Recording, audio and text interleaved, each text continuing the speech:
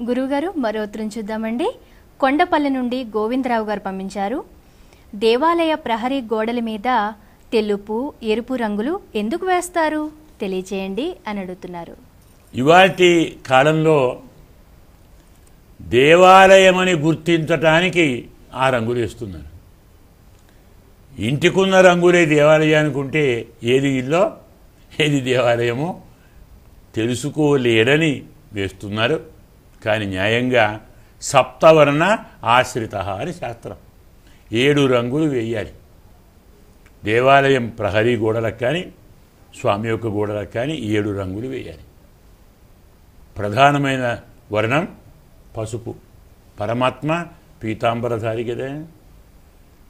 పసుపు ప్రధానం, తరువాత కుంకుమ అంటే ఎరుపు ప్రధానం, దాని తర్వాత సత్వగుణం కాబట్టి తెలుపు ప్రధానం. తెలుపు, ఎరుపు, పసుపు ఈ 3 సామాన్యంగా వేస్తారు.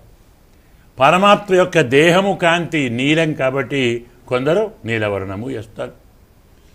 అదే రీతిలో తెలుపు, పసుపు, ఎరుపు, నీలం ఇవి మనం ప్రధానంగా తీసుకొని వాటికి అనుగుణమైనటువంటివి ఆ రంగుకు భంగం కలిగించని రంగులు ఏవైనా ఉంటే వాటిని ఆశ్రయించి వేసుకుంటారు.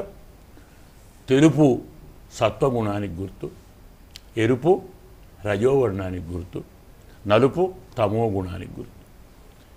ఈ ప్రకృతి గుణత్రయమయం కదా. మనలో సత్వగుణం బాగా ఉండాలి, రజోగుణం తక్కువగా ఉండాలి, తమో గుణం లేకుండా ఉంటే మంచిది. ఉండలేం కాబట్టి చాలా కొద్దిగా ఉండాలి. ఎందుకంటే ఎంత మహానుభావుడికైనా కానీ అప్పుడప్పుడు కాస్తంత కోపము వస్తుంది, కాస్తంత శోకము వస్తుంది, నిద్ర బాగా వస్తుంది. ఇవే కదా తమో గుణాలంటే. కోపము, శోకము, నిద్ర ఈ 3 తమో గుణం నుంచి వచ్చేటువంటి ధర్మములు. అది తగ్గించుకుంటే కోపము తగ్గుతుంది, కోపం లేదు నిద్ర తగ్గుతుంది. ఈ 2 లేవు ఇంకా దుఃఖం ఎక్కడిది? కాబట్టి దుఃఖము, కోపము, నిద్ర అనే వాటిని తొలగించుకోవటానికి నలుపు రంగు వాడవద్దు అన్నారు. నలుపు సర్వదా త్యాజ్యం. అందుకే ఇప్పటి కాలంలో నలుపును మనం దేనికి గుర్తు చెప్పుకుంటున్నాం? సంతాపానికి గుర్తు అంటున్నాం. ఇంచుమించు అదే భావం. దుఃఖించకు, కోపించకు, మత్తులోకి వెళ్ళకు, సత్వగుణంతో ప్రవర్తించు, పరమాత్మను ఆరాధించాలనేటువంటి కోరికతో ఉండు. ఈ సత్వరజ గుణాలు ఎక్కువగా వ్యాప్తిలో ఉన్నాయనే తత్వాన్ని చెప్పే సూచన తెలుపు, ఎరుపు.